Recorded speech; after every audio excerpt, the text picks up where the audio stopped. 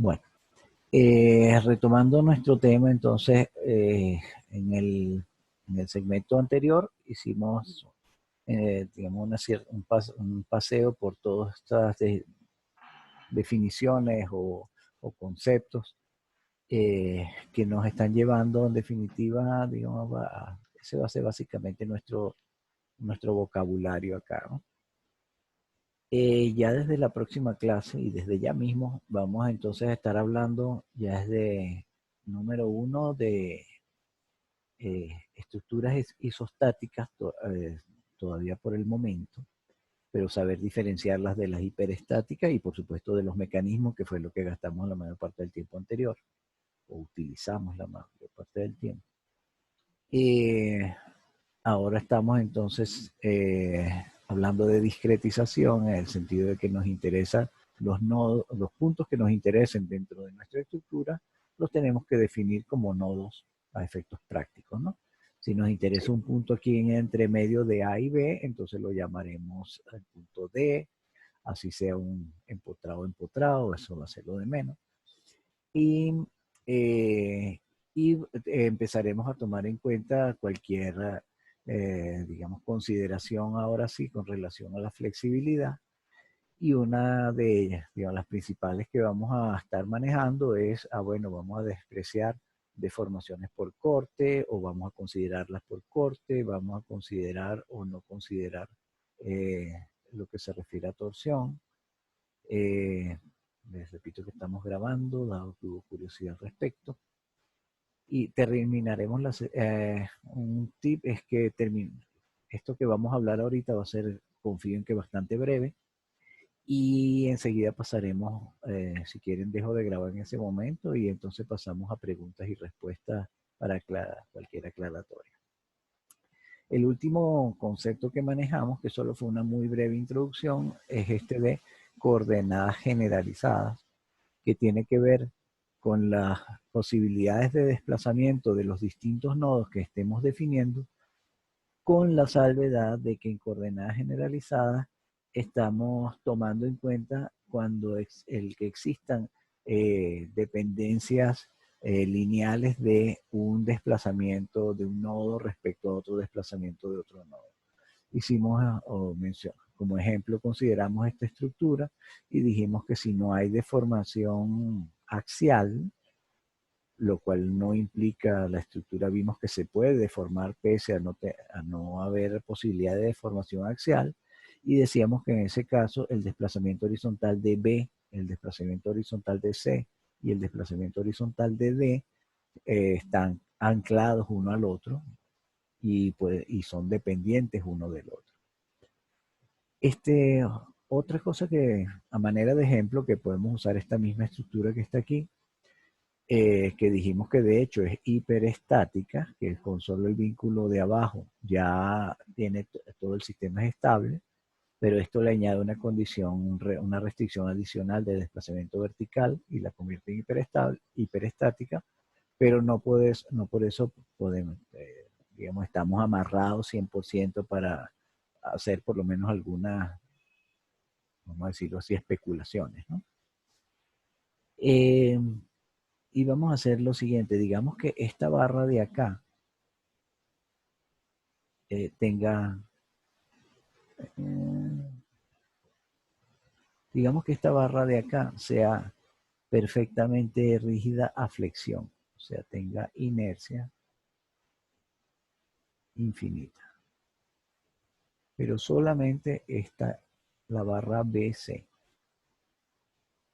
¿Okay? Solo la barra BC tiene inercia infinita. ¿Ok? Y con eso es suficiente. Entonces, ajá, que en términos de posibilidades de desplazamiento de los nodos, ¿qué puede pasar? La barra AC puede flectar y también puede tener deformación axial, ¿verdad? Entonces, aquí decimos que este nodo puede desplazarse horizontalmente, puede tener desplazamiento vertical y también puede haber una rotación. El nodo A no puede hacer ninguna de las tres cosas, está perfectamente empotrado. El nodo B, decimos que tiene posibilidad de rotación, ¿ok? Tiene posibilidad de desplazamiento horizontal, pero no tiene posibilidad de desplazamiento vertical. Y este extremo de acá también decimos que puede rotar, puede subir y puede desplazarse horizontalmente, pese a esta inercia. Vamos, ¿por qué digo el pese a esta inercia? Vamos a dibujar lo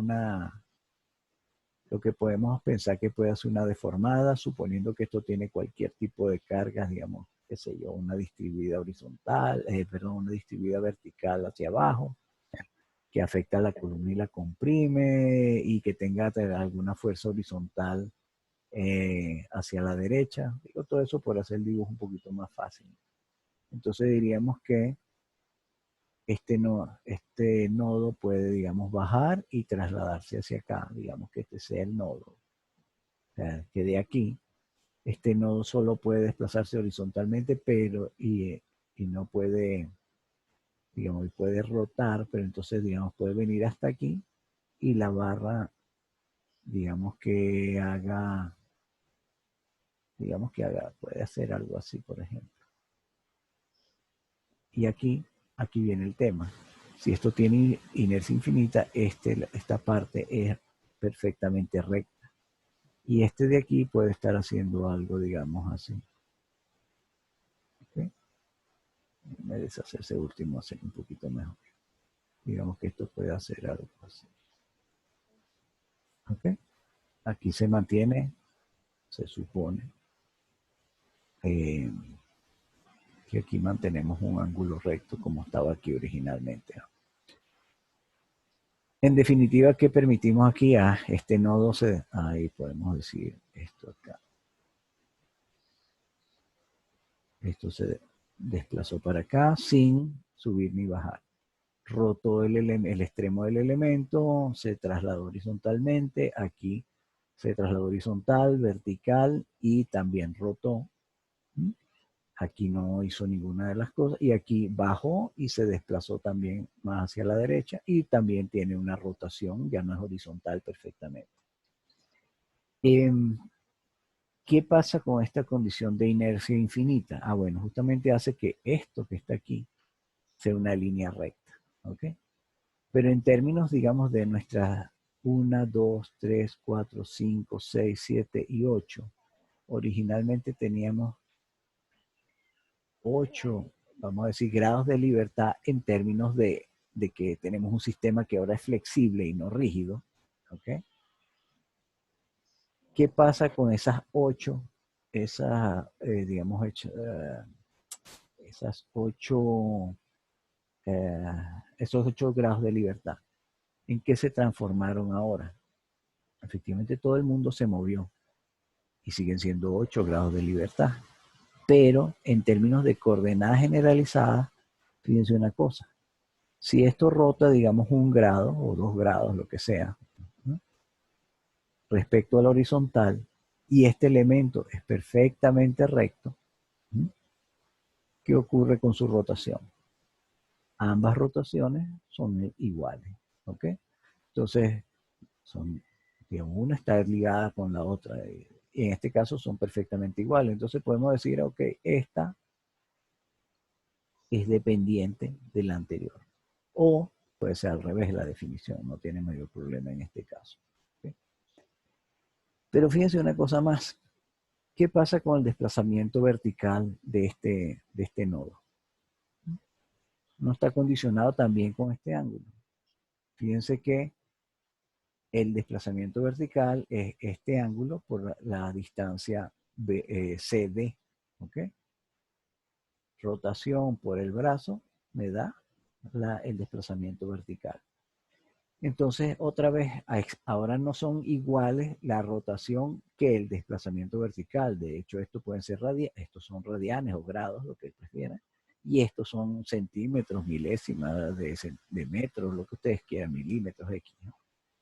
Entonces, ni siquiera en términos de unidades son la misma cosa. Y en términos de magnitud tampoco, pues. Lo que sí es que una depende de la otra. Si ustedes conocen que esto se movió 1 radián, bueno, y conocen esta longitud, que lógicamente se conoce la geometría, entonces sabe que esto sería los X, el radián por esta longitud daría este desplazamiento vertical. Lo que quiero decir con esto en dos palabras es que hay una dependencia de una respecto a la otra. Entonces podemos decir que esta es, digamos, dependiente de esta y podemos, ya no pasa de nuestros 8 grados de libertad, pasaríamos a 6 coordenadas generalizadas. Pero podemos hacer algo al contrario, ¿no? Si podemos decir, esta depende de esta, pero esta depende de esta. Entonces podemos decir, no, no quiero ver la rotación, prefiero usar esta como mi coordenada generalizada. Igual son 6. Pero dijimos que esta rotación depende de esta rotación. Es lo mismo, porque si esta rotación depende de esta rotación, pero esta rotación depende de este desplazamiento, esta rotación depende de este desplazamiento. En definitiva, lo que nos lleva a eso es que considera un elemento de nuestras, en este caso estamos viéndolo como 3 elementos diferentes, o podemos estar hablando de 2 elementos, el A, C, B, como un elemento que tiene áreas conocidas e inercia conocida, pero el CD tiene inercia infinita, estamos hablando de 2 elementos en nuestro sistema. Bueno, ahora la condición de inercia infinita para uno de nuestros elementos está descartando 2 de nuestros grados de libertad a los efectos de establecer lo que estamos llamando coordenadas generalizadas, que como hasta cierto punto, como definición, entendemos que son los desplazamientos posibles de nuestros elementos discretizados o nuestros nodos discretizados, eh, pero que cumplen con la condición de que son independientes uno del otro. ¿Ok? Redundando en esto, el desplazamiento horizontal de B no tiene que ser igual al desplazamiento horizontal de C, ¿ok? Dado que nuestra área aquí es un área, digamos, con un valor específico, no es un área infinita, entonces dependiendo de las condiciones de carga y bueno, principalmente de carga, puede estarse desplazando distinto este punto que este punto. Digamos que si tenemos, voy a dibujar un par de carguitas, no, digamos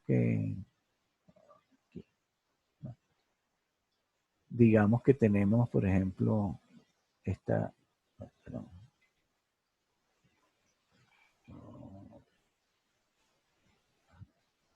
digamos que tenemos,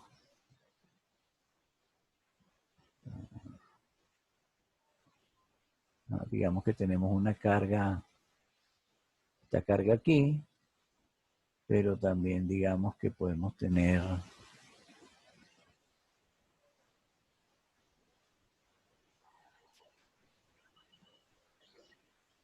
digamos que tengamos, qué sé yo, una carga aquí horizontal hacia el otro lado. Entonces aquí es evidente que esta parte de la estructura se va a tratar de mover hacia la derecha, pero esta se va a tratar de mover hacia la izquierda. En definitiva va a ocurrir, ahí va a existir una carga axial en la barra BC que va a hacer que digamos, ella se alargue y entonces nuestra deformada, en vez de ser algo como esto, este nodo va a estar más cerca o inclusive puede estar del otro lado por allá dependiendo de la intensidad de nuestras cargas, ¿ok? De la magnitud de nuestras cargas.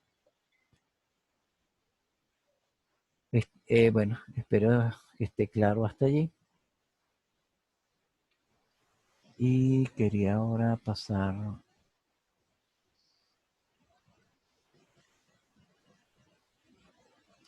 a este caso en particular. Perdón,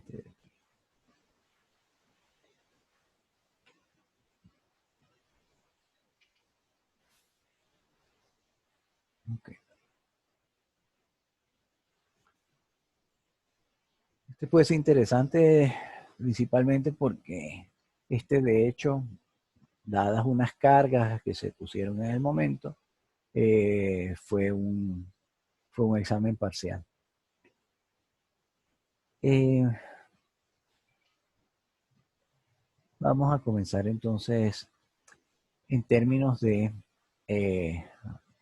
Digamos que esta es una pasada rápida de todo, casi todo lo que hemos visto, ¿no? En principio preguntaría eh, en términos de grados de libertad. Eh, Vamos a hablar por acá.